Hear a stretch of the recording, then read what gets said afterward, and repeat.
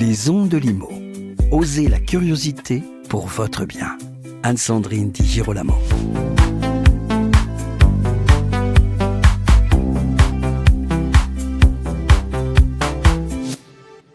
Expert en solutions de financement, Jean Arthès accompagne particuliers, professionnels et entreprises au sein de Finance Conseil en Ile-de-France.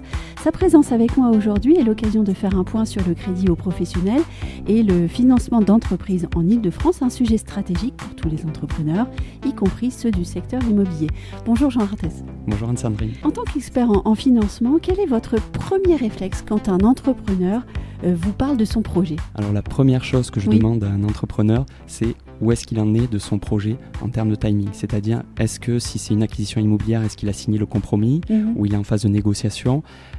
Pourquoi ce premier point? C'est parce qu'on a des timings sur quelle que soit la nature de l'opération, que ce soit une acquisition immobilière, une acquisition de fonds de commerce, il y a un timing à respecter qui est souvent, qui passe assez vite.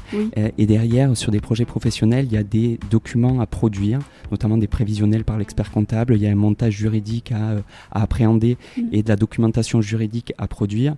Et donc, effectivement, c'est la première question que je pose pour déjà anticiper, est-ce qu'en termes de timing, ça va être bon ou est-ce que déjà, il faut informer toutes les parties que le timing il va être un petit peu court. Et cette question, elle est aussi liée à une autre question que je pose, c'est a-t-il commencé à solliciter les banques? Pourquoi? Parce que le gros de notre travail, en fait, c'est de traduire le projet du client en langage bancaire et que cette traduction elle passe par une étude du montage juridique. Est-ce que le montage juridique est celui qui est le plus approprié pour faciliter l'obtention du financement bancaire? Et sur le prévisionnel d'activité, est-ce que le prévisionnel d'activité, est-ce que les analystes vont pouvoir l'appréhender de manière facile, c'est-à-dire est-ce que les hypothèses vont pouvoir être validées? Et dans ce cas-là, souvent on revoit le prévisionnel parce qu'on connaît la manière dont ça va être lu par les banques et on vient adapter en fait toute cette documentation pour faciliter le travail de l'analyste et derrière faciliter l'obtention du crédit. Et le dernier point qu'on regarde, c'est le plan de financement. Est-ce que le plan de financement que le client a fait, est-ce qu'en termes d'apport, ça correspond aux standards attendus en termes de durée, donc pour effectivement faire en sorte que quand ça arrive dans la banque, la décision puisse se faire le plus rapidement possible. Et oui, traduire un dossier en langage bancaire, c'est un métier. Cela demande aussi l'accompagnement d'autres professionnels, avocats, experts comptables. Donc tout cela prend du temps.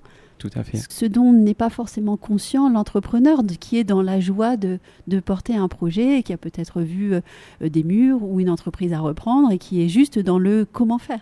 Oui, tout à fait. Surtout pour les premiers projets, pour les professionnels, parce qu'ils ont parfois eu une expérience d'acquisition à titre privé, une acquisition immobilière. Et dans ce cas-là, ça va assez vite parce que les documents qui sont demandés par la banque, ce ne sont que des documents qui existent, les avis d'imposition, les bulletins de salaire. Donc ça va relativement vite. Et là, il y a tout ce travail de structuration. Effectivement, on échange avec l'avocat, l'expert comptable, parce que chacun a son point de vue sur le projet. Nous, on a le point de vue du financement. Et généralement, c'est nos hypothèses qui sont retenues parce que, le financement, s'il n'y a pas le financement, il n'y a pas le projet. Après, on peut venir optimiser la fiscalité ou, on va dire, le montage juridique. Mais la finalité, c'est que pour que le projet se fasse, il faut qu'il y ait le financement. Et dans quel état d'esprit le fait-on? Optimiste ou plutôt raisonnable? Alors, le prévisionnel d'activité, notamment, il faut être le plus pessimiste et le plus raisonnable possible. Pourquoi? Parce que c'est souvent quelque chose qui arrive, c'est-à-dire qu'on a des entrepreneurs qui effectivement... L'entrepreneur, il doit être optimiste. L'entrepreneur, s'il n'est pas optimiste, c'est compliqué. Mais quand on arrive avec un entrepreneur qui présente un prévisionnel d'activité avec une croissance de 20% par an, parce qu'il connaît le marché, parce qu'il s'attend à ça, le problème, c'est que nous, si on n'a pas les éléments qui permettent de valider ces hypothèses auprès des analystes, les analystes derrière, ils ne savent pas lire le prévisionnel. C'est-à-dire que si on fait une augmentation de chiffre d'affaires, il faut qu'on puisse produire des contrats qui ont été signés, des éléments factuels, autres que le sentiment de l'entrepreneur qui va se donner à fond et qui va faire en sorte que l'activité se développe. Ma question suivante va appeler sans doute une réponse qui sera basée sur l'aléa et la nuance. De façon générale, quelles sont les conditions d'octroi d'un crédit à un professionnel?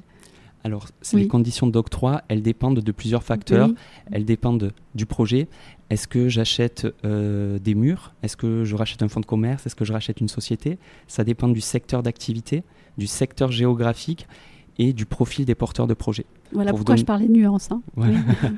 Voilà. Et donc, c'est pour ça qu'en fait, on a, pour vous donner des exemples pour une acquisition de murs professionnels, si le porteur de projet, c'est une profession libérale réglementée, que ce soit dans le médical, le chiffre, le droit, potentiellement, les banques peuvent financer jusqu'à 110% du projet immobilier. C'est-à-dire le prix d'acquisition plus tous les frais annexes, et financé sur une durée de 20 ans. Par contre, si ce professionnel, c'est un professionnel du bâtiment qui veut acheter un entrepôt pour faire du stockage, dans ce cas-là, les ratios habituels, c'est un financement limité à 90% du prix d'acquisition, donc c'est 10% d'apport plus les frais annexes, donc on est à peu près à 20% au global, et on est sur une durée qui est limitée à 15 ans.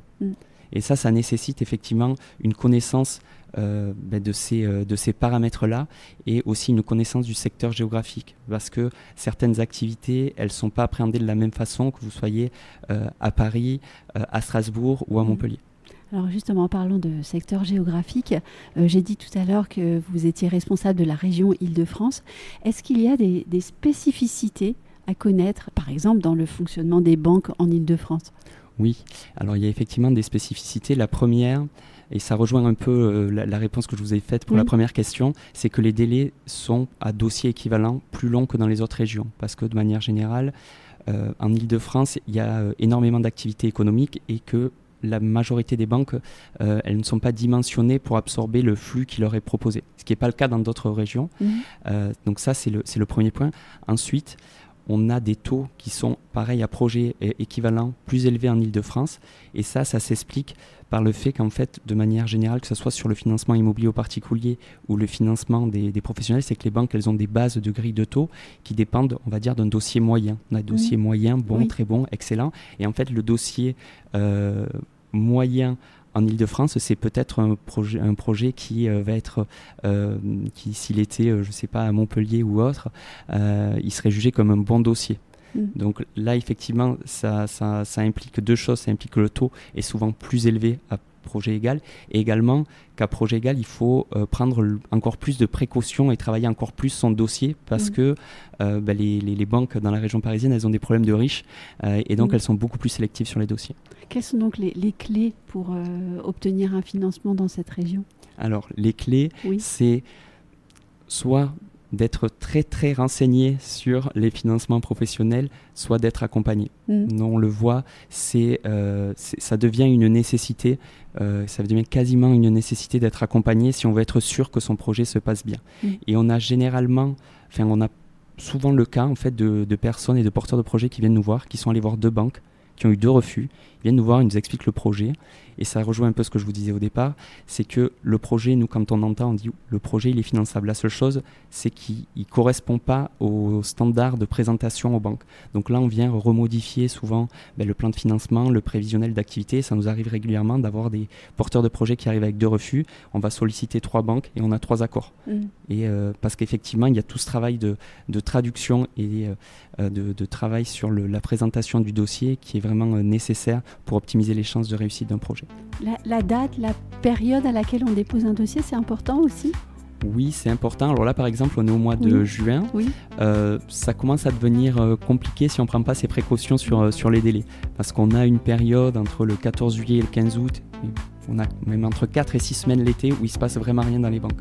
Donc là, effectivement, tous nos clients qui sont en train de signer en ce moment des compromis d'achat, quels qu'ils soient, on leur demande de rajouter 4 à 5 semaines de plus sur les délais qui sont dans les compromis. Ah oui, ça c'est vraiment bien connaître son terrain et son territoire, c'est important. Merci beaucoup Jean Arthez pour ces éclairages vraiment concrets et utiles. Merci. Merci Anne-Sandrine. Et puis merci à vous qui nous écoutez. À très vite pour un nouvel épisode.